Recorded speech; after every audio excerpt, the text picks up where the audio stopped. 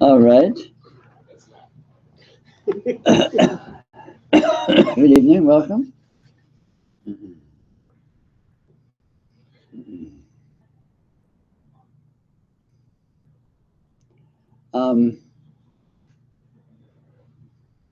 To practice this yoga, to engage in genuine spirituality, it's essential to come to realize that you essentially live in two different worlds. This is the absolute condition of human normalcy, and this is the case for everyone. Unfortunately, most people seem to be unaware of this fact and lump these two worlds and think they're the same world, which is the cause of all spiritual confusion. So, to notice that these two worlds are in fact different worlds, and to notice that in fact they may coexist simultaneously, but they do not impinge on each other, is of the essence in being able to engage in serious spirituality. These two worlds are, on the one hand, the world of actual direct experience, the world of what is being experienced in real time. The second of these worlds is the world of essentially mental interpretations, which pretend to be largely about what is thought to be occurring in real time in experience. Now, for most people, for the average human mindset, these two are thought to be one and the same, and they're thought to more or less align with each other more or less seamlessly. In fact, these two worlds have essentially nothing to do with each other, and coming to see what direct experience is and the way that it is what it is essential in terms of noticing what this actually is, noticing what is actually going on here, which is the fundamental action of spirituality. The fundamental action of yoga is discovering what is actually happening here. The difficulty with the mental world of interpretations, is that, of course, it already pretends, it thinks it knows what's going on here. Well, we're sitting in a room and it's SanRafael, and we're come to this silly talk and blah, blah, all the narration, all of this detail that mentality can effortlessly provide. And it's every single bit of it is hypothesis, it's guesswork, it's a story. It is unverified supposition. By contrast with the world of actual experience, which is the presence of experiential characteristics. Now, experiential characteristics do not have a name. They don't have a label on them. They don't have a description on them. There's no tag floating here in the field of vision saying, this is vision. It's just this presence, this that is here. The same with what we call touch. The world of mental analysis, the world of description says, oh, this is touch, this is vision, this is smell, this is hearing, and so on and so forth. But hearing doesn't know it's hearing. Hearing doesn't say it's hearing. It's just this bizarre, spontaneous, unstoppable presence, all its qualities. Same with what we call vision. What is it? What is this presence? This we call light. Light doesn't say it's light. Light doesn't know it's light. It's just this that is here. What is it? And you can't begin to ask the question, what is it, if you're thinking you already know, if you're exploring ideas, because then you're just arguing with yourself and comparing philosophies, one philosopher against another philosopher, and what so-and-so said on YouTube versus what so-and-so said, and blah, blah, blah. Which doesn't really go very far. It's just a bunch of gossip. Meanwhile, what is this that is here? That is the interesting question. That is the powerful question. And the only way to explore that issue is to look and see for yourself directly. If you try to look and see conceptually, you're doomed to failure. It cannot be powerful. It cannot be effective, because all conceptualization is guesswork. All conceptualization is hypothesis. Maybe this is a world. Maybe this is space. Maybe this is time. Maybe this is a body. Maybe there's a consciousness that's somehow in this body. Maybe these are other bodies. Maybe there's consciousness in these bodies. All these maybes, except we usually forget that there's a maybe there. It's usually just, no, this is a body, that's a body, there's consciousness in the body, this is space, this is time, this is SanRafael, this is open secret, blah, blah, blah, blah. So you've got all this narration, which is basically just regurgitating games, verbal games, that we were taught to play when we were toddlers. Oh, you're Peter. You're Peter. You're Peter. Maybe he doesn't know who it is. Maybe he doesn't know anything. It's just this bizarre presence, this amazing, wow, what is this? This incredible, amazing overload of transcendental quality that is absolutely unanalyzable, and yet so immediate and so vital and so powerful. But of course, inevitably, in the vast majority of cases, baby is brainwashed in being able to play all these elaborate games of, oh, I'm a boy and I'm an American, and this is California, and this is space, this is the world, this is the universe. The world's out there, I'm in here. All of this narrative, which is just regurgitating, words that have been taught. What does out there mean? There's no critical thinking involved. No, the world is out there. What does out there mean? What does there mean? What does out mean? What does in mean? We think we know what these things mean if you don't look very closely, but in fact, all of these words are absolute gibberish. They don't stand up to anything in the face of direct experience, which in no way correlates, in no way does it align with any descriptions of it that humans come up with. And until one sees this for oneself directly, one is not equipped to effectively engage in actual spirituality.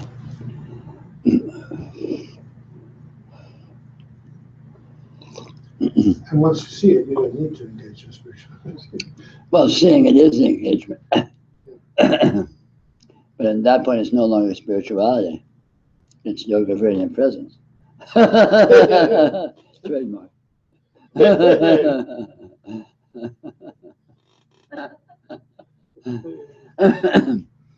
Except for the trademark part. So anyway, that's a brief little snippet of chat, and I'm eager to have more snippets of chat with you if you'd enjoy.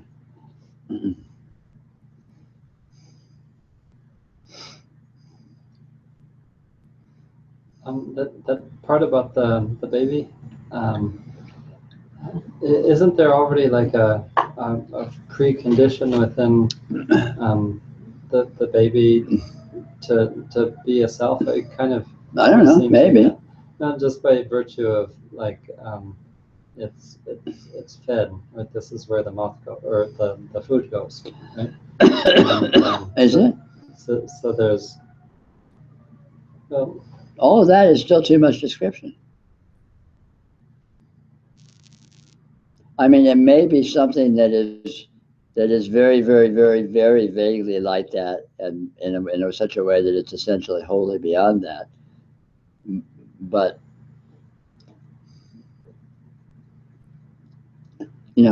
instead of trying to imagine babies, look at what's right here, right now. Okay, well, with this sense of self, that there's what's. When you say sense of self, what do you mean? Like it's like I've got this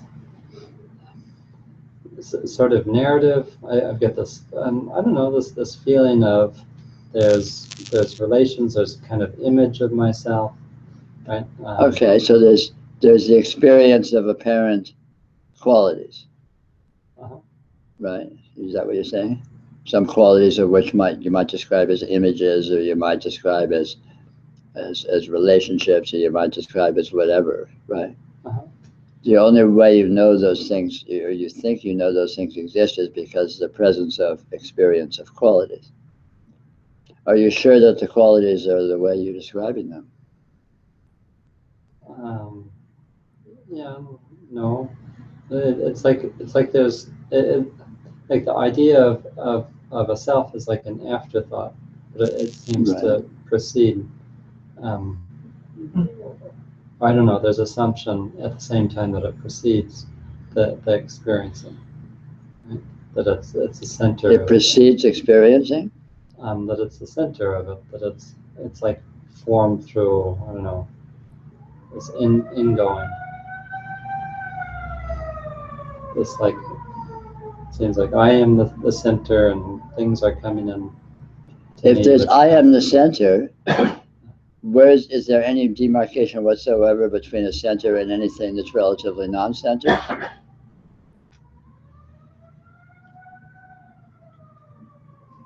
Is there a boundary? Is there a point where the center stops and then some outside or some otherness begins? It seems like there are these gradations where there's more of a me here and less of it there.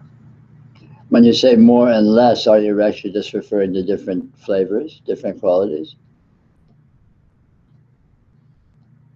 Yeah, I guess so. Maybe less you is just full on you with a different flavor, and it's not actually less. I'm just suggesting.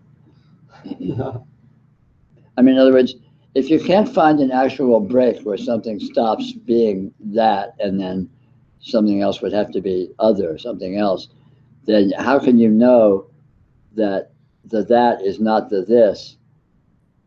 If it's a continuum, if it's a gradation, perhaps it's all aspects of one thing. Perhaps it's all aspects of the center.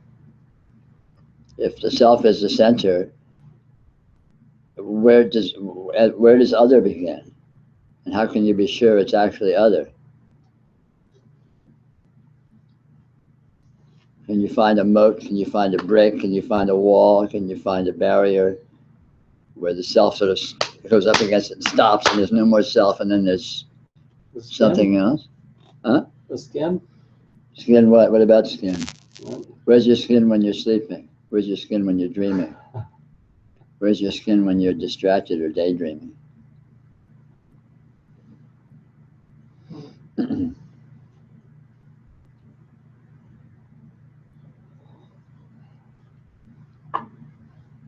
There's just less awareness of it. Less awareness of what? Of the actuality that it is. Yeah, what is? The skin. Skin. So there can be greater and lesser degrees of awareness of the presence of what you're calling skin. Okay. So?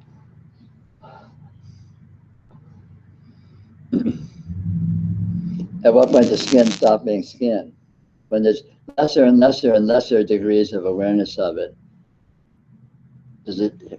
what happens when you get to the point of so diminished, you're not even sure if it's skin or not? But is there a break? Is there a point where it was skin and all of a sudden, bang, it stops being skin and then it's not skin?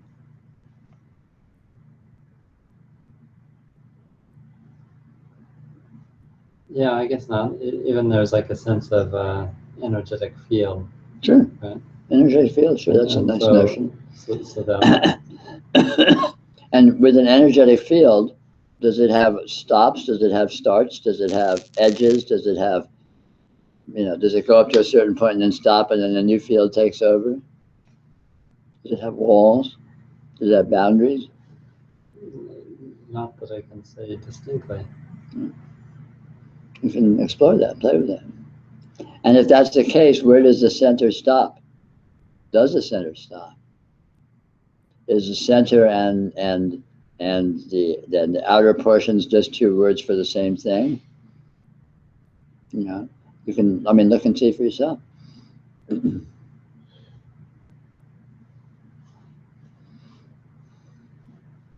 Say you're dreaming. Like say, let's say right now, you're this portion of your mind which is, you know, which is sort of indulging in visual imagery or something spontaneously appearing, which is would be but the portion that would be a dream if you happen to be asleep right now, but if maybe relatively unnoticed because of your attention to your senses and so on, that in the waking state. So that as that occurs, the presence of that, is there a point where there's a self that is somehow, where are you in relation to these images that are appearing? The images are just appearing. Do they have an edge? Do they have a boundary? Do they have a point where it's not? Okay, if we can't say that, can we just say, practically speaking, that's good to have some assumption of some sort of boundary? Some sort of what? Boundary? I would say, practically speaking, we can say there's an assumption of no sort of boundary. If you want to practice spirituality, if you want to enter politics or I don't know what, boundaries are a great idea to pretend. All pretenses are good. If you want to bullshit people, then pretenses or assumptions are great. But if you want to explore effective spirituality, forget about assumptions. Go to the core, see what is actually here.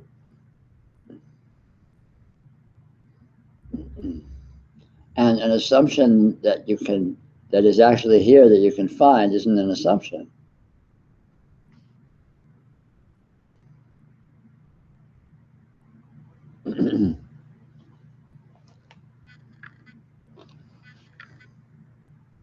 I mean, bullshitting people is all very well and good because that's 99% of what humans spend their time doing, you know, bullshitting oneself and others.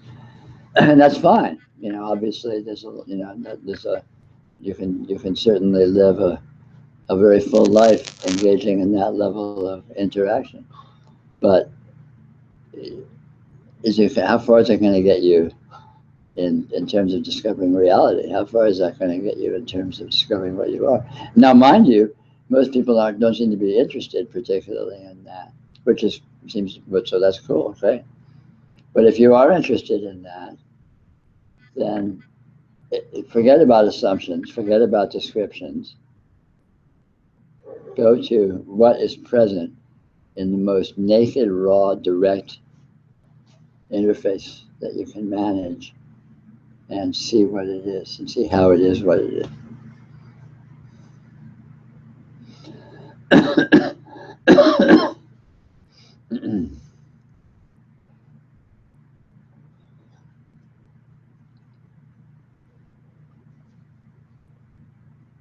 Forget about names and locations and all of that, and just feel texture. Feel what's the texture of experience. Feel the texture of experience.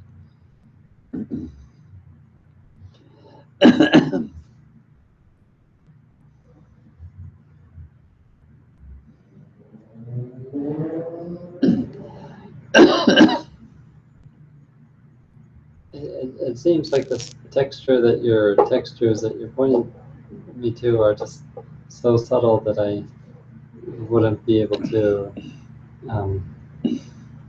feel them clearly. Don't sell yourself short. Maybe there's a learning curve involved. Maybe there's the development of a certain amount of sensitivity. But why assume you can't do it? You know, it's like me saying I can't play the piano. Well, put in 20 years of practice and then see, maybe you can build up some momentum. Maybe you can, you know, get over the hump and develop some chops.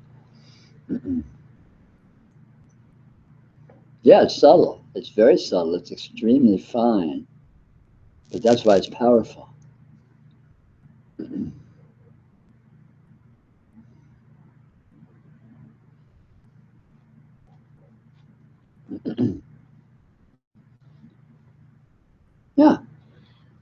feels like the only thing that gets in the way of it is thought. Exactly. Like I started talking about. We have these, we think we live in these two worlds, the world of thought and the world of experience. And the problem is we're not aware there are two worlds. For most people, it's just the world. And there's thought and there's things and there's all one thing. This is a computer. And I'm not aware that calling it a computer is a thought, and I'm not aware that experience that's what's present in my field of vision is not a computer. The thought's calling it a computer. This is just a mysterious presence. And the only relation between them is the claim in thought that they're related, that the computer is a notion that has something to do with this mysterious presence. The trick is that direct experience is always present. So the challenge is to train yourself to notice direct experiential presence, even when thought is ongoing, as it will be. It's not like you're going to stop your thought. I mean, some naive spiritual beginners start meditation and they think, oh, spirituality is about stopping thinking. It's like, yeah, good fucking luck. That's not going to happen. Thought is going to be ongoing. But the fact is that thought doesn't actually impinge on or stop direct experience. Direct experience is also always ongoing. And thought does not impact it one way or another. They happen sort of in two dimensions that don't step on each other at all. Whatever you're thinking or not thinking, the presence of the field of vision does not change one iota. Feels like thoughts, the subtitles. Yeah, exactly so. And whether the subtitles there doesn't stop the movie from being there. But it's my interpretation of the movie and the subtitles. Yeah, exactly. Because the real problem is the addiction to thought. It's like when the subtitles are on and you can't get it reading the subtitles, and that is an issue, but it demands a certain amount of perhaps effort or a certain amount of exploration or a certain amount of playing with it, but it is actually not that hard. Once you sort of discover the trick, this is why I suggest a lot of sort of essentially tricks like try to feel the texture of experience, because that's so specifically nonverbal. Feel the texture of light, and so you can sit here and just feel what does light feel like. And there's no way to do that verbally, even if your mind is going or spinning like crazy at the same time. Trying to feel the texture of light, you can't do it with words. It's just not going to happen. And so on and so forth. There's lots of tricks like this, but the tricks are not the point. The tricks are themselves concepts, but they potentially enable the experiential shifting to notice the fact that direct experience is nonverbal. The presence of your field of vision is a nonverbal event. There may or may not be words and concepts happening in mind, but it has absolutely nothing to do with the presence of vision, the presence of light, for example. And it's actually possible and actually even not all that difficult to notice this fact. And as soon as you develop some skill in being able to do that, then you can explore what light actually is experientially, regardless of what you're used to thinking about it, and so on and so forth. And it happens that you, as an actual being, as a conscious entity, let's call you, you have the intrinsic ability to explore light on a very intimate level, because you exist on the same level of intimacy as the light does.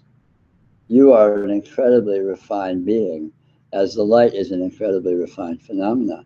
So the native intelligence that you consist of actually has the ability to explore the phenomena of experience in a very refined way, but not conceptually. There's a harmonics going on. Yeah, exactly so. it's, it's all by kind of a resonance. I mean, when I say these things like feel the texture, or feel the vibe of it, I mean, there's a lot of ways to sort of play with it. But, again, all these things are basically tricks. The thing is to stumble onto discovering for yourself what's going on there. And then, because we're actually already doing this all the time, but we typically devalue it as being pointless because it has nothing to do with anything that's productive in the human game. But if you sort of can stumble into this and let yourself just sort of play with it and feel it from time to time, you'll begin to notice that, wow, there's some subtlety here. There's some really interesting, amazing qualities here that exist completely divorced from anything you could talk about, anything you could think about, anything anyone else could talk about, but that is actual, that is vital, and that is, that embodies a profound sort of a meaningfulness, let's call it. In other words, there's something there. It's not just an inert, mechanical presence. It's something that has a vitality and has an intelligence and has a meaningfulness, a juiciness, a power that is palpable and that you discovered very directly, and you come to appreciate its value, even though it's subtle and even though it has nothing to do with the normal human games. Multiple choice question. Is thought part? It feels to me like thought is part of the experience. Yes, absolutely. See, now that's one of the fine points. When you develop more facility with being with direct experience, lo and behold, you'll discover thought itself is direct experience, which is very peculiar. But so it all depends on where you are in terms of your sophistication, in terms of your development personally, in terms of being able to be with this.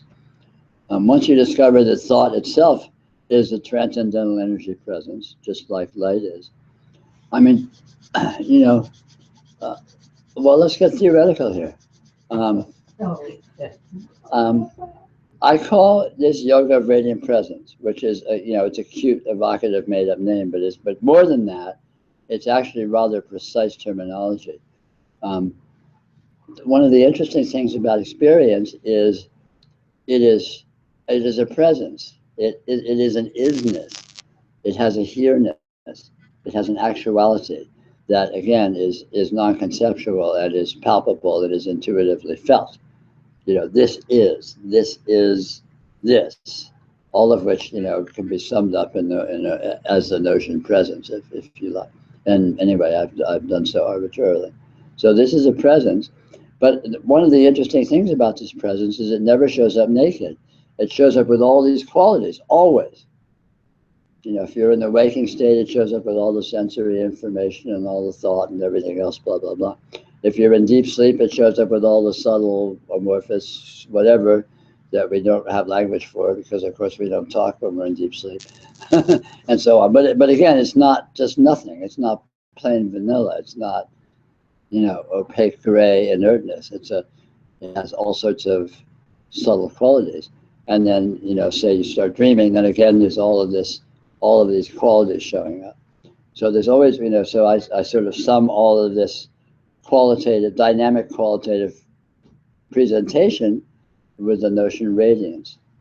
So this that is here is radiant presence, in the sense that it is this actuality that is showing up as this incredible, full spectrum bombardment of all of these qualities. And so coming to see that is so, and coming to see the way that is so, is what this is all about. Some interesting aspects of this is it's essentially instantaneous. Experience is always exactly now here. we think, conceptually we think of it as smeared out and there's the past and the future and billions of years and, billions of light years and blah, blah, blah. But those are all really concepts because the actual experience of all that is always now here. Another really interesting aspect of this that is here is that the qualities that are appearing as radiance are absolutely unstable. No quality persists for any time at all. Everything changes instantly. As soon as any quality appears, it's already something else. There's no period of time where it sort of sits there and is a certain way. It's already changed, and that's already changed, and that's already changed. It's continually sort of cascading away from itself, cascading into otherness in the moment of its actual being, in the moment of its apparition, which is very peculiar. I mean, it's a very sort of an interesting, slippery, strange state, and it's actual. It's always like that, which of course is rather contrary to the conceptual notion that things are basically the way they are and they're just kind of sitting there not changing very much, unless a physicist measured it, yeah, sure, the electrons are moving, but basically it's just kind of sitting there. But in actuality, the experience of things is instantaneously changing and never repeating. Any experience you have, you will never have precisely that experience again. So you could, you could have a chair like this. You could live with a chair like this that you saw, 24 hours a day for the rest of your life, and you would never have the same experience of that chair on 2 occasions. Every experience you have would be unique to that instant, and it itself would already be something else, which is interesting. It's a very interesting fact, and it's actually like that. It's experientially like that. The actual experience itself verifies that that's the way that it is, and that just goes, radically contrary to our conceptual description of what this is. The same with notions of location. For example, experience is always here. Where does experience happen? It happens here. I'm seeing your face right now. It's happening here, in my experience, which is here. If I was outside looking up at the moon, where would I be seeing the moon? Here, in my experience, here. So experience has no space. It has no distance. It is completely inclusive. If I was, looking in the sky at a distant galaxy, I had really good eyes and I could see the Andromeda galaxy, or it was a dark night or something, which is, X hundreds of light years away or whatever. Where is that experience happening? It's happening here. So where's the Andromeda galaxy? If you're looking at it, it's here. Where are you? Here. Where's my finger? Here. Where's the pain in my neck? Here. But it's all the same here. But that here is strange and slippery. It's infinitely differentiated in the sense that there's infinite gradations of here-ness that I can point to and claim they're different from each other, but they don't actually they never become a there. It's still always here. So even though there's this one here, it presents as an infinite divergence from itself that never actually departs from itself. It never actually becomes a there. And so that's in terms of space. And then you start looking at time, you find the same kinds of thing. So all our sort of common sense human notions, conceptual notions that we use to describe space and time and objects and cause and effect and functioning and all that, don't hold up in the face of observation of the way direct experience actually works. And again, this is not even subtle. It's pretty obvious to direct examination. But if you don't do the direct examination clearly, you won't see that. So this is why it's so important to train yourself or to stumble into noticing your direct experience, even in the face of this ongoing babble of of narrative that the mind continually spits out. One last thing. So the chair, am I recognizing the chair? That's just pattern matching? Yeah. The memory? Sure. So I'm And getting a close approximation. it's to what it is approximation. changing. Yes, approximation is the way we create stable things and the way we create things at all. The reality, again, since it's continually changing and never repeats, what is it? You can't say. Which version of it is it? You know, it's like if you try and figure out what shape Niagara Falls is. Well, every instant is a different shape, and since the beginning of time, it's been a different shape, and it will always be a different shape, but it's continually changing and never repeating. You know, but if you don't look too closely, Niagara Falls looks like Niagara Falls, and it looks like Niagara Falls yesterday. It's going to look like Niagara Falls tomorrow. So again, we get that kind of constancy through not looking closely, to essentially averaging or pattern match or insensitivity, dullness. But so this is why seeing what's actually here, it's essential to develop a real sensitivity to the fineness of it, to the actual detail of it. Because experience is made of the specifics that it's made of, not of generalities. Generalities is the smearing of and a non-acknowledgement of the detail that's present.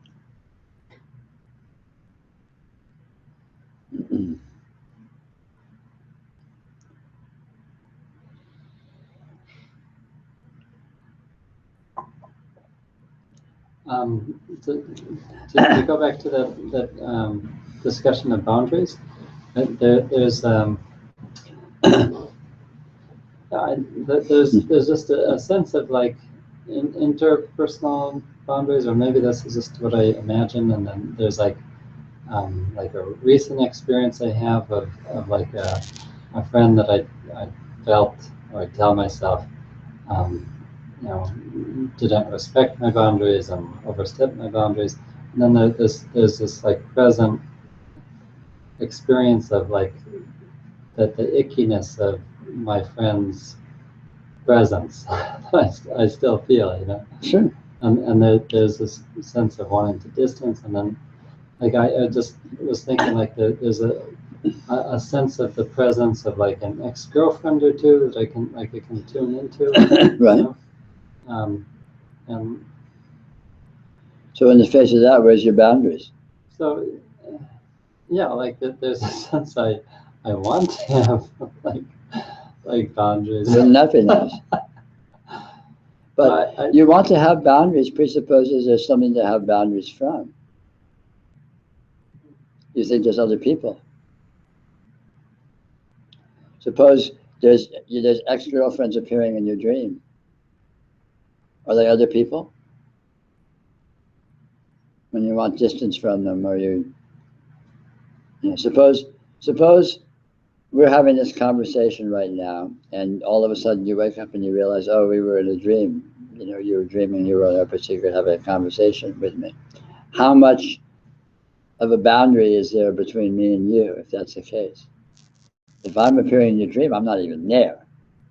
How do you know I'm here? When you say I'm here, what does that mean? That you're here? Yeah.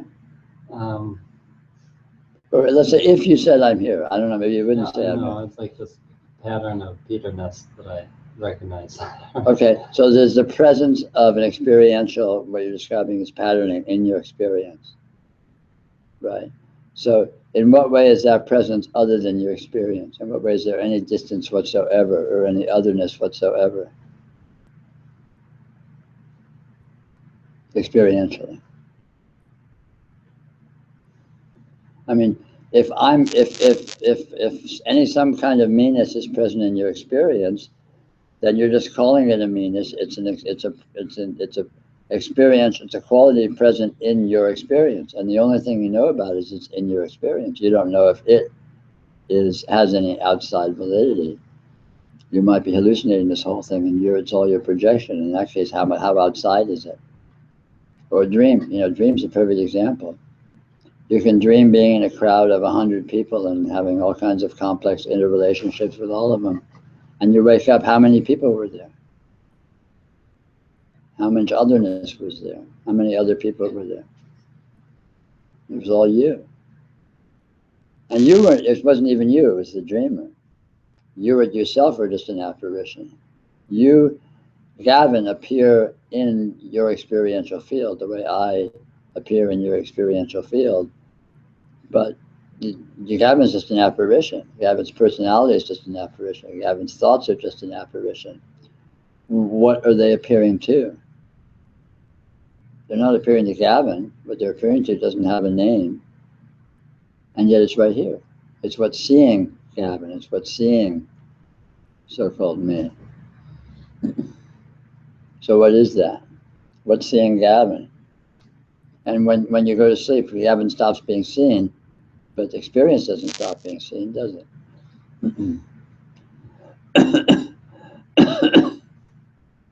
You're just an apparition just as much as I am in your experience. So I can understand that conceptually. I can't quite experience it directly. Well, you do. You are experiencing it directly.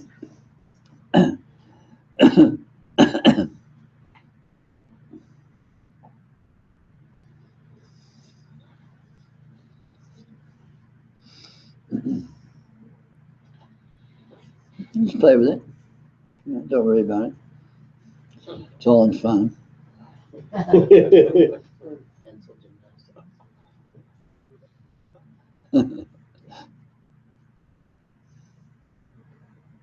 think a few weeks ago I asked you if you kind of send people Shakti, kind of muck with their energy under the surface. I just want to request a strong dose tonight.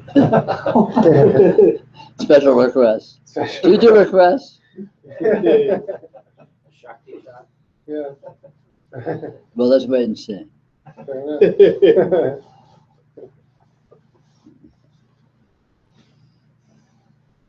There's always infinite supply of Shakti under the surface, so-called. And not so under the surface, too. What was the last thing you said? And not so under the surface, too. There do seem to be a pattern of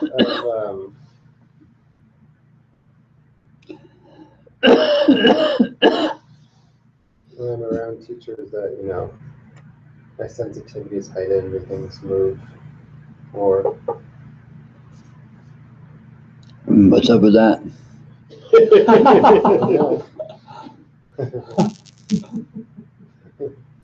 Check it out.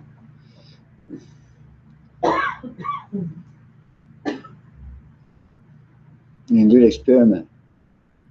You can sit there and see what it feels like. And then you can get up and walk, stand at the door and see what that feels like. And then you can like walk a few more feet so you're outside the door and see what that feels like. And then walk a few more feet and see what that feels like. And just feel the degradation of the transition. Is there a point where it stops and changes? Or is there a point where it just kind of, you know, just check it out, just play with that. Is it really that different when it's less so than when it's more so?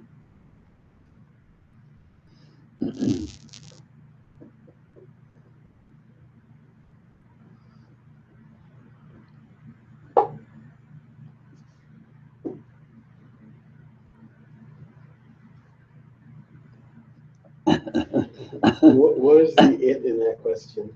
Any, and you supply your own it. BYOI.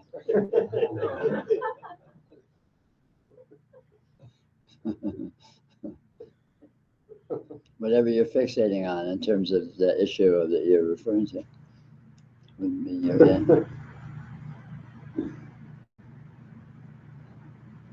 To me, Shakti is constant. To me, the amount of Shakti is constant. It's infinite. You know, its presentation is continually changing and morphing. In other words, what it looks like. But it's never more or less. But it has a vast range of flavors and frequencies and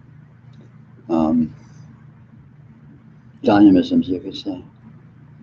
Well, I notice like when it's around you, like experience tends to be more chaotic, and it's like kind of unfixates it heightened my sensitivity plus heightened. Oh, really? He's saying that you knocked him off his feet. He may claim that. I'd like to see him prove in the court of law.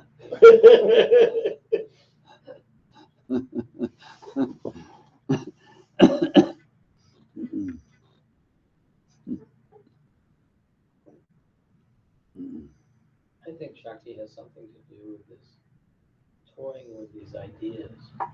And it's at the edge of that exists. Sure. I mean, these ideas, as they are actually navigations of Shakti, you could say. And, you know, the home base of most people typically is kind of a relatively dull, kind of a home zone of insensitivity.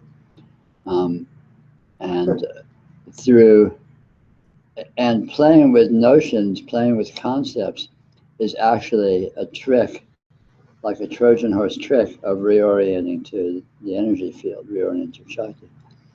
And so through this kind of reorientation, one can leave one's comfort zone or one's normalcy of relative dullness and find oneself in a position of more immediate or less, let's call it safe and predictable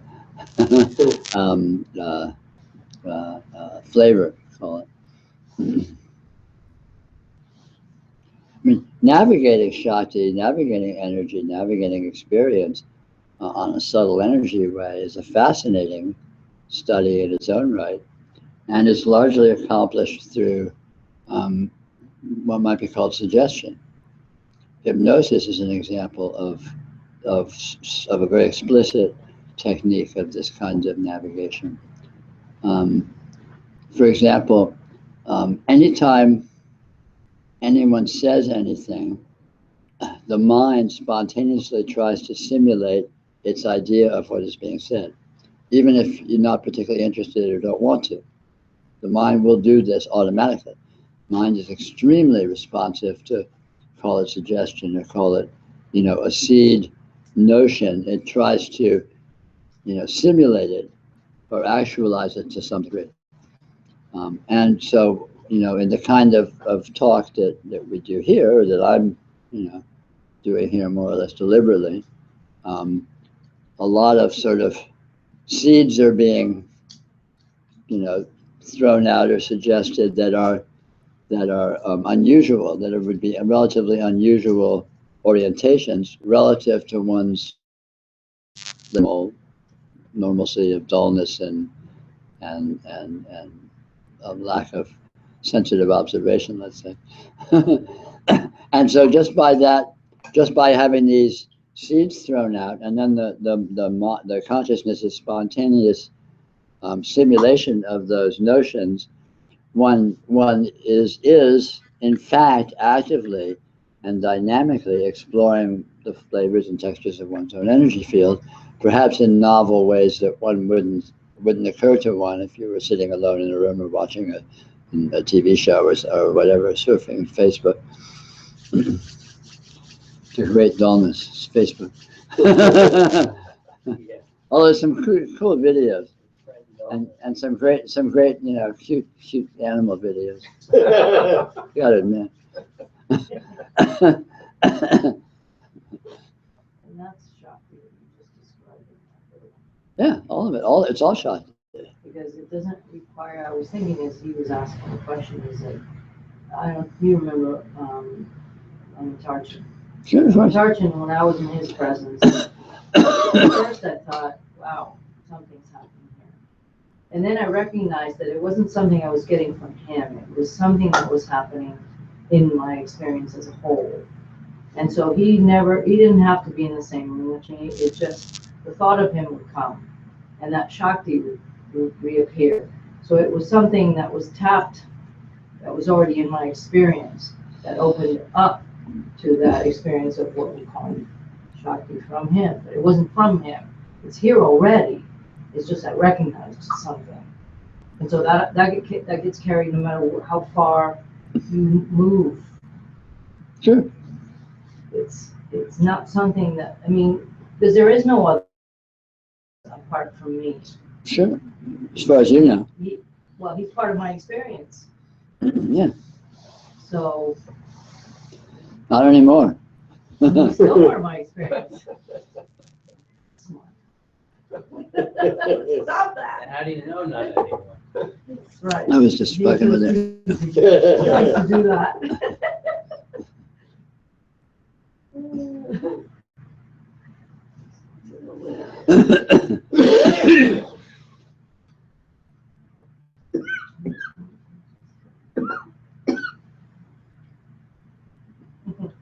Say the best masters and the dead masters.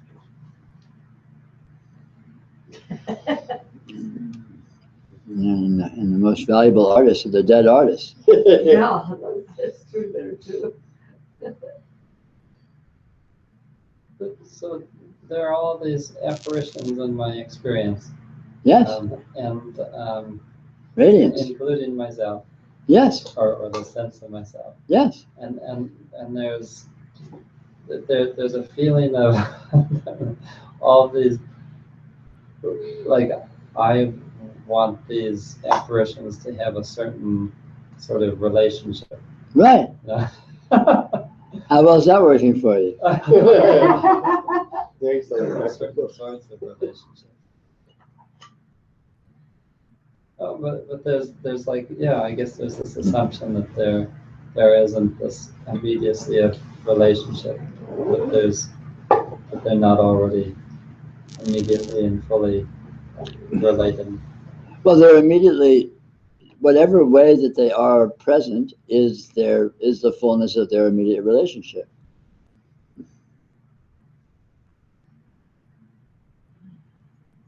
Right? You walk past someone on the street and you're not even looking at them. You're looking down over here and someone walks past you and there's some very vague sense that they're there. That's your relationship to them. That's the fullness of it. You're in full and total relationship with that presence. And the flavor of it is exactly what it was.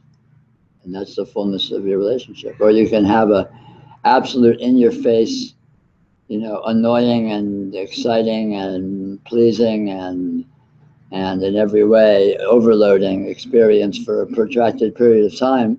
And that's the nature of that relationship. And the one is not more or less than the other. There's different flavors. Relationships are exactly the way they are, and you have a relationship with everything that appears within your experience, you could say. If you want to put it that way, well, that's an unnecessarily complex way to put it, I think. A simpler way to put it, you might say, is apparitions have flavors. Or have implicative flavors. I don't know, you can make up your own.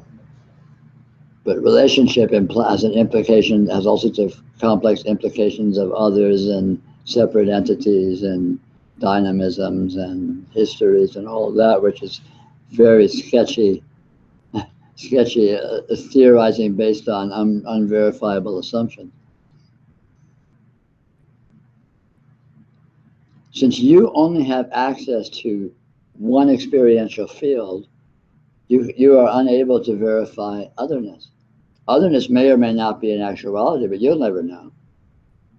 Because all you can ever know is your own experiential field. And the qualities that seem to appear in it according to its nature.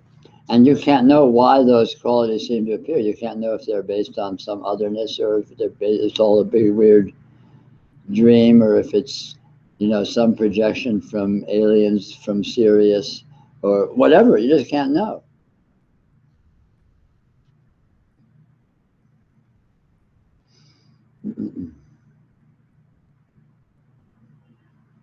Because you don't have access to another point of view to verify, to triangulate.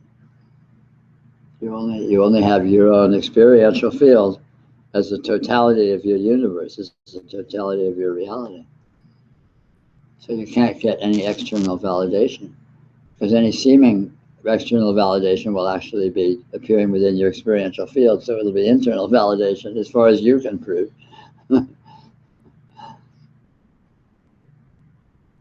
And all of these apparitions and the assumption of relationship or significance and whatever, this appears to what? Well, that's the question. What does it appear to? Check it out. How is it appearing? And then, you know, after you explore that for a while, or whenever, you can also explore, and what exactly is it that's appearing? What are these qualities? What are they made of? What is radiance? What's it made of? And then try to find out what appearing means. Yeah, absolutely, that too. Yeah, all of those. I mean, you know, take every aspect of it, get up close and personal with it, get really detailed and really specific with it, and check out what you find experientially. Don't worry about what you think about, because that'll just be a lot of bullshit and noise.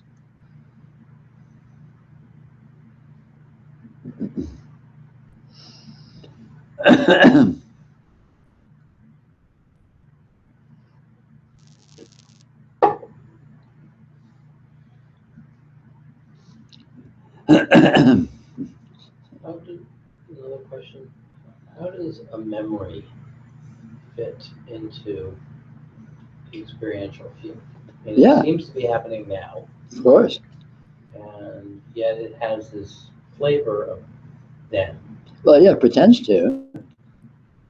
You know, does memory have a flavor of then, or does thenness seem to be appearing because of memory? In other words, you know, what's causing what? Does history cause memory, or does memory create history? And what you remember what actually happened, or is it a caricature of it? You can imagine. You can try to have a real detailed memory of your lunch yesterday, and it will not be identical in any respect to the actual experience that you had when you were eating your lunch. Yeah. It'll claim to be, you know, because that's what thought does. Thought makes all these grandiose claims of accuracy. It makes grandiose claims to be about something or referring to something actual. But when you go looking closely, it doesn't hold up. Unreasonable effects. Yeah, it's sloppy. It's very, very vague and ghostly and sort of and sketchy and inaccurate. I mean, you know, all the kinds of experiments that have been done in terms of the accuracy of witnesses. You know, psychologists and people like that will stage an event with a group of people around seeing it. You know, the sudden unexpected event, they'll stage it. It's over, they'll try to get reports from all the witnesses what they actually saw.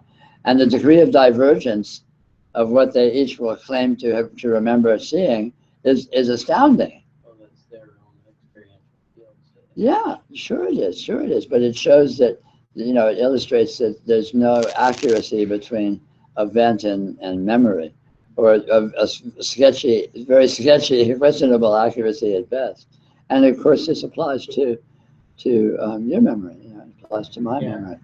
Memory is I definitely don't claim an accurate memory at all. Yeah. But I mean, today I saw him. Well, I remembered somebody that he was a general contractor that worked on my parents' house when it was being remodeled when I was 10 years old. Yeah. And it has to have been multiple decades since I've ever thought of that person. Yeah. And it was just such an interesting, you know, I don't know why that thought came up. I don't know why that person came up. Yeah. But it might have been that I opened up the refrigerator and there was kind of a construction type lunchbox in it. But the point is that just the way that memories, and when I'm linking them to where I was when I had them, gives them that feeling of depth when they really don't have that because they're happening right now. Yeah. And yet, strangely, memory is not, it's not completely divorced of meaningfulness either.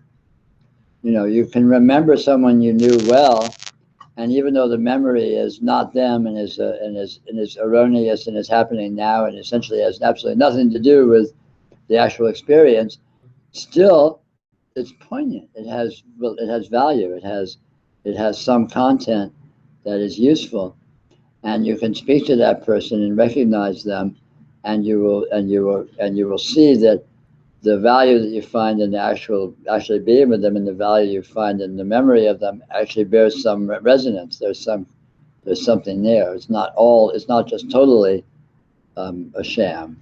It's not totally, you know, it's the whole thing is very peculiar. You know, I mean, every aspect of this, of the way this self is internally organized, is befuddling. It's very strange, because it's easy to look and deconstruct and notice that all the orientations we think things have with each other isn't actually that way, and yet there's a profound meaningfulness that is found in interrelationship, in recognition, you know, in memory, in interconnectedness, and all of these things. Really pin down how that happens or why that happens, because the evidence seems to be weighted fairly heavily that it shouldn't be like that, and yet it is. It's very strange. There seems to be a permeative intelligence that finds or orients or reveals a profound meaningfulness and interconnectedness, even in spite of the apparent mechanisms that seem to be involved in that. You know, it's easy to demonstrate that conversation is impossible because I'm saying what I think I'm saying and you're hearing what you think I'm saying, and they have absolutely nothing to do with each other, and yet we can have a profound conversation. So it's very paradoxical. You know, it's very peculiar.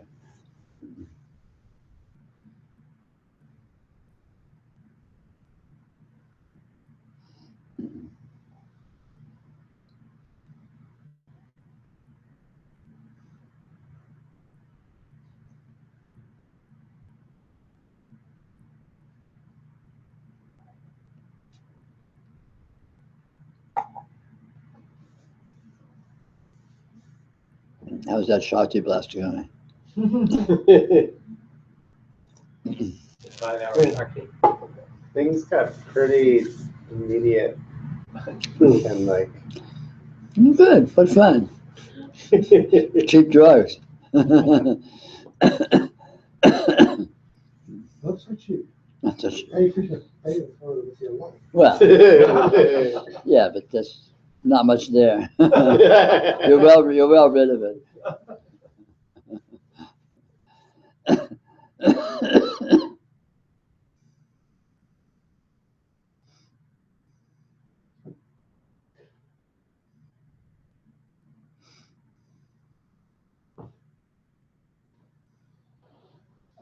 How about the experience of breathing? Right? Mhm. So I was just trying to tune into that experience, and right? So there's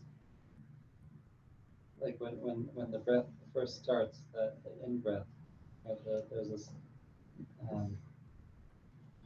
it seems like there's a brightening of the inner system, you know, like this opening of the physical form, you know. Mhm.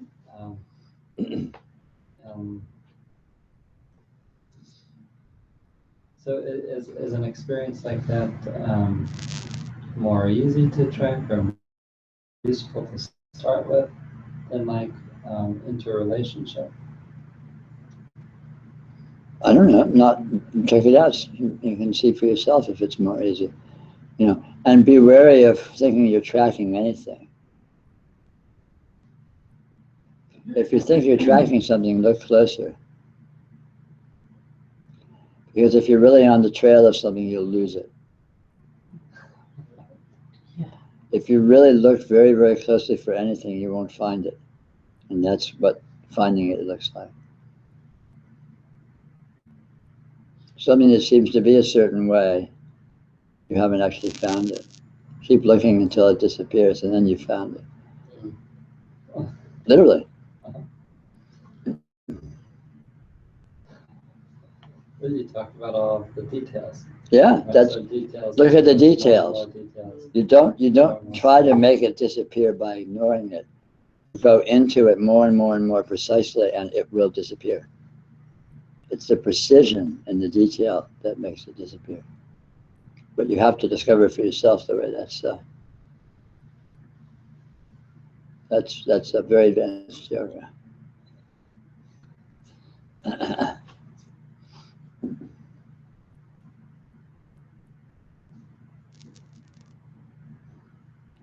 And one could do this same thing with anything, or one could Anything. just look at the apparition Anything. of self. Anything.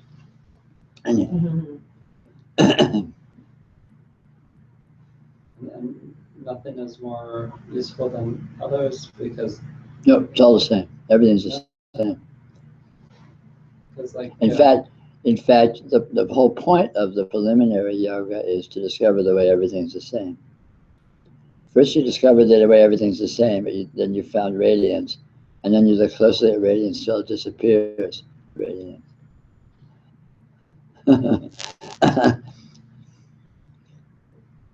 there's some that would say that the apparition of self is like the central nail, that you pull that one out and the whole thing collapses. No? Like Those all concepts. Oh, okay. There are no nails. There is no center.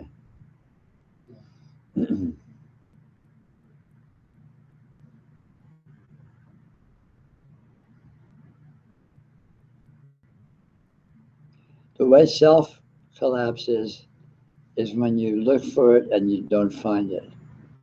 And you realize that that's finding it. And that's the way anything collapses. And ultimately the way everything collapses. That's how you destroy the universe. That's what liberation looks like. And everything's gone. Everything's gone, but nothing goes away.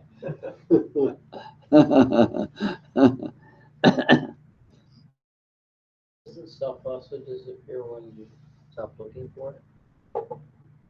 Yes, absolutely. That's sort of approaching, that's sort of the other side of the coin. You can find it two ways. Yeah. The only way you can find it is the middle. Yeah, which is where we usually hang out. Totally. The normal human mode is to be stuck in the middle.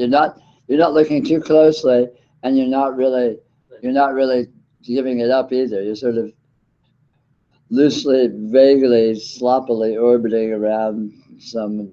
Hanging out with it. But you have to fixate on something. Yeah. Oh, but I agree. Particularly if your temperament's a fixating temperament, my advice is use that and get into fixate really, really intimately and really precisely. Go into the details. So then you're taking advantage of your own natural. I mean, one of the tricks in all this is play to your strengths. So if you have a certain temperament where you're inclined to behave a certain way, use that inclination as your dominant mode of investigation.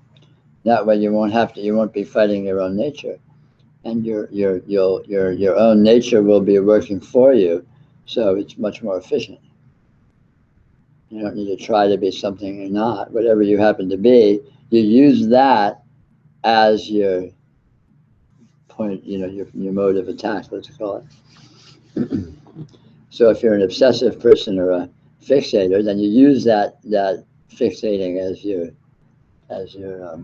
mode.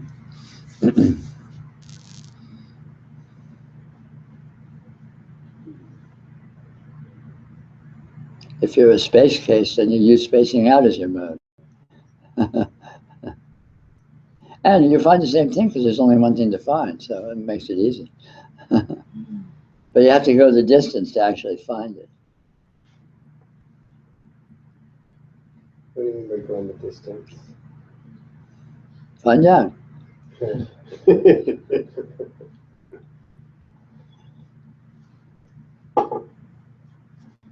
In other words, beginning isn't enough. You have to end.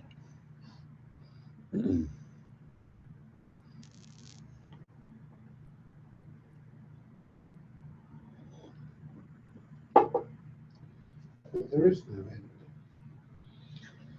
That's how you know you've ended. Second. Sorry? What did you say?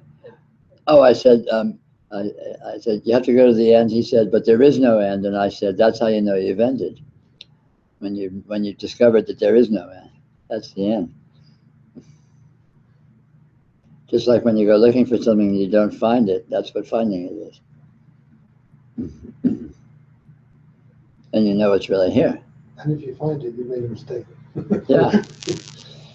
If you found something, you didn't find it. If you don't find it, then you found it.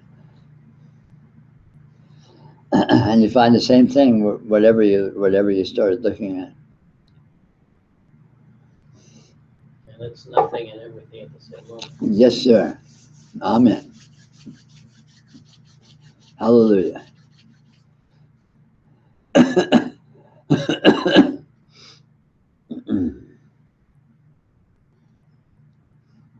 It sounds like the lyrics from a 60s rock song. I'm sure it is. Several. Yeah. Yeah, those hippies were onto something.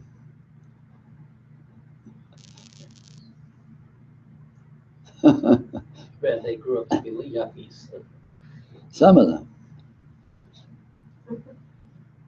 Some of us are just undercover. Just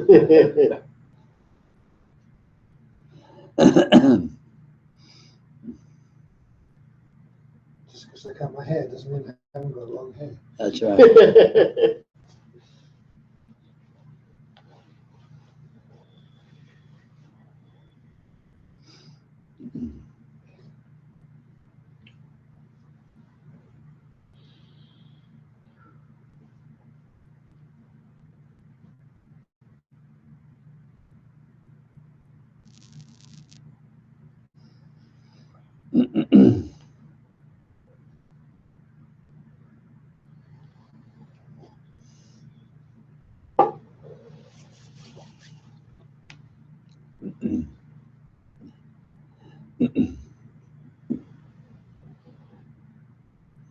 But to return to what I started with tonight, from the conceptual point of view, from the analytic point of view of your mind, from that world, all of this is completely useless. It's gibberish. It's bullshit. It's like, what are they talking about here?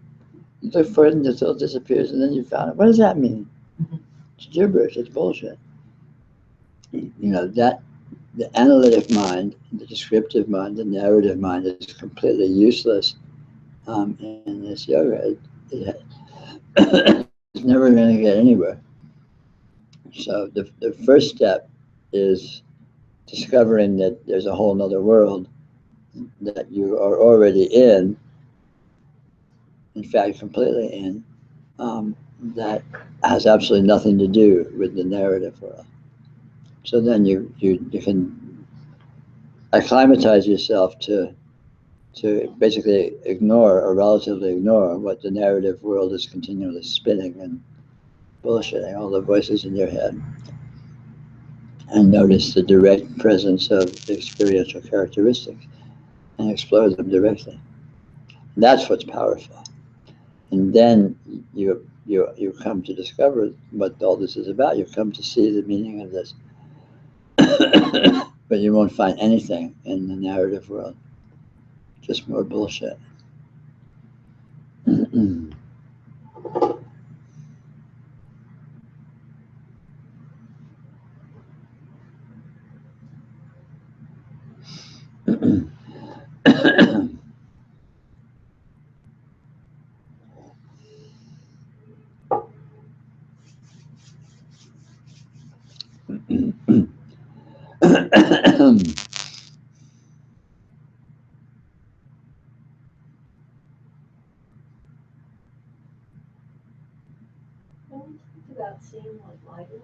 Hmm. Say more about that?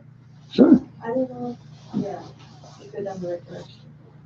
sure. I mean, we have this word light, and we may think we know what we're talking about, but if I say, well, what am I talking about when I say when I mean light? I mean, I can just stop and say, well, that's light. What's coming from that? What's coming from these lights is light. But that's just playing with words. How do I know there's something that's called light to talk about? What is it that's present experientially? And so there's this mysterious presence that it has a texture. Light has a texture. Light has a flavor. I can recognize light and tell light from sound because they have a different flavor. They have a different texture. I can tell if I'm hearing something or if I'm seeing something because the texture is different. The flavor is different. The dimension, is different. And so the question becomes, well, how is it different? What is it different? What is light that I can recognize it as light? What's the flavor of light? What's the texture of light? What's the frequency of light? And it happens that is actually present in my experience. I can explore those issues. I can explore this that is here and see what is this that I'm recognizing and calling this word light. What am I using this word light to? What actuality am I using it to refer to? And I'm using it to refer to a very specific experiential actuality that actually has a nature. It has a texture. It has you could say a signature. I mean, obviously it's not verbal, so putting words at it is just silly. But nonetheless, it's an experiential richness. It's experienceable very specifically as what it is. And in actual fact, we all have already done this and are doing it all the time. But typically, most people don't acknowledge that or notice that as valuable. And so this is just kind of shifting gears and noticing the richness of that experiential actuality of what it really is, and noticing how much is there. Light it's not just that it has a quality or a texture or flavor, it has a richness, it has a self-validating, dimensionality that is, and a vitality and an aliveness and a nourishingness and I mean, you can throw ideas at it is beside the point, but this actuality has all that discoverably, and so the trick is to let yourself explore it as an experiential actuality and let it reveal its richness and its dimensionality. Above and beyond just describing it or having a word for it or having, being able to regurgitate some scientific description of what it's supposed to be or something, which doesn't have any vitality and doesn't have any, richness to it. But light itself is an astounding richness. And the same with any experiential energy characteristic. Experience is a bottomless sea of richness and of meaningfulness and of quality. But it's not rational, it's not verbal, it's not, you can't say what it is or describe it. And so you have to leave words behind and let the part of you that knows it and the part of you that engages with it reveal its own value and its own richness and its own bottomless meaningfulness.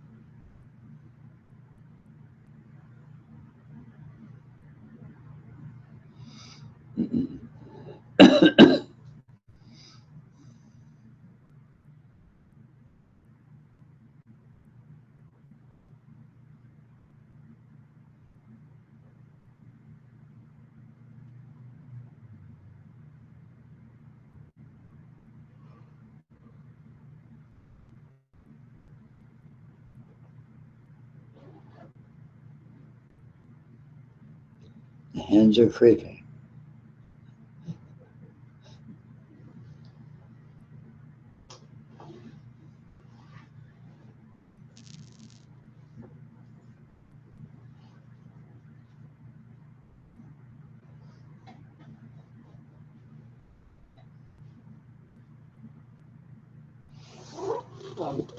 Emotion can seem to arise. Sure. Yeah, and there seems like this direct energetic quality behind it, Sure. especially strong emotions. Absolutely. And so you just do the same thing. You just Of course. notice the arising, Of course. but without tacking on, oh, this has significance, or this means something. Yes. This is part of. See what is actually present as the experience. If emotion is appearing, how do you know it's appearing? Something's appearing. What is that something? Just again, textually, not in the context of any description or narrative or association at all. Not my body feeling this. No, that's description. Just the presence of the experience. What is that?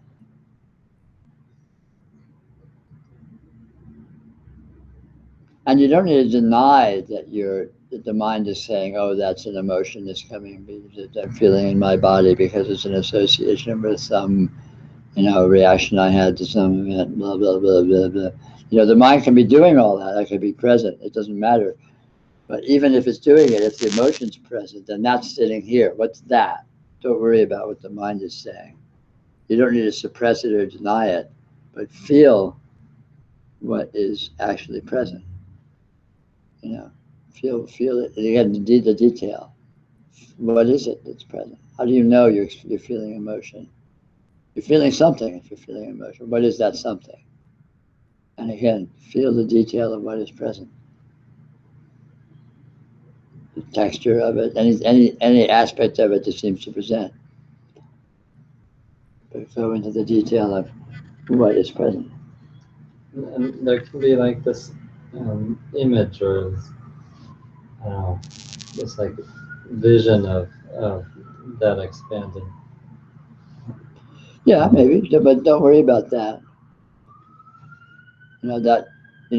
Again, one thing you'll notice right away is when you are intimately present with any experience, it morphs and it opens into a rainbow, a spectrum of other experience that may or may not have a relationship with your jumping off point.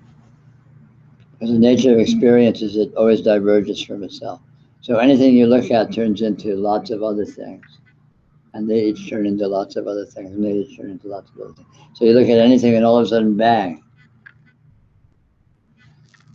And this is part of the nature of it. So you don't think, oh, I lost it. It's like, no, this turning into others is an aspect of what it is. And it's not like, oh, that's the first step of describing is adding on a picture. Maybe it is.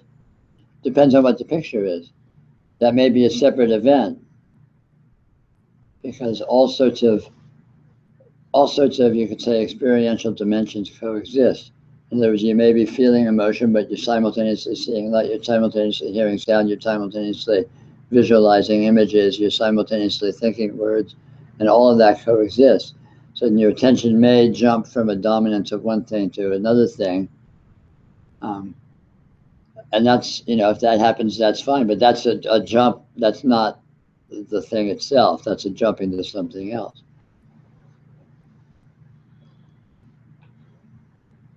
So, but again, you play with it and you learn for yourself to distinguish or to notice the way that works and the way all these dynamisms work. Experience is intrinsically dynamic. So anything you do with it, it will turn into something else instantly.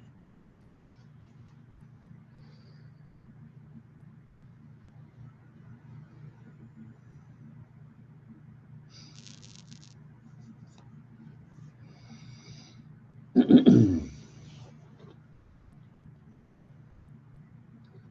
it's easy.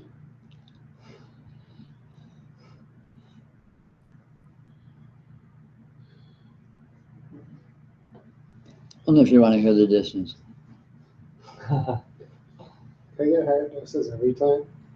What's that? Can I get higher doses every time? Sure. Fine with me.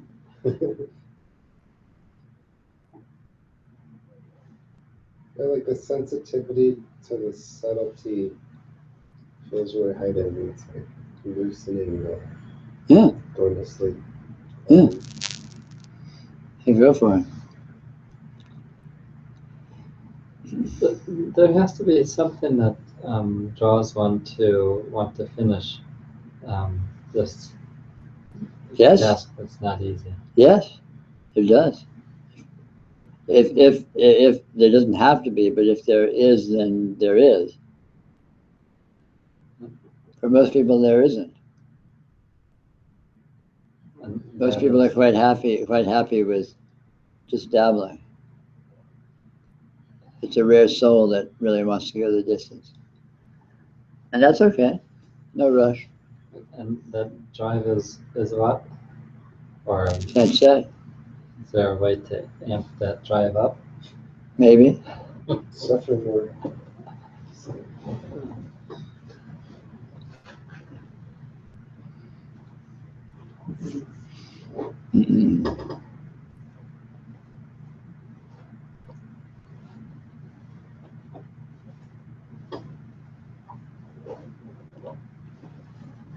But it can be despair and feeling of failure and hopelessness. That's a big part of it. It's the other side of the same coin. When you begin to feel sensitively, you feel every aspect of everything sensitively, including your own neuroses and your own all full spectrum of your personality aspects, many of which are not necessarily preferred.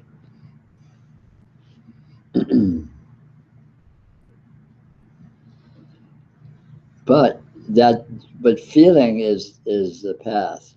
Sensitivity is the path. So to heighten your sensitivity, you get it all.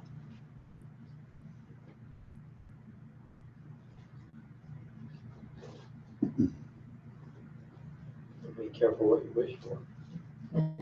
Always. Caveat emptor.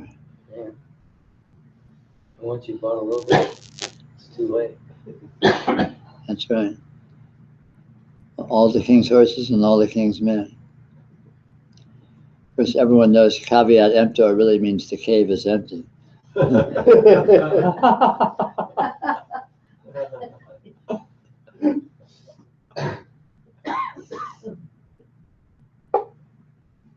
that note, I wish you all good night. Empty the cave.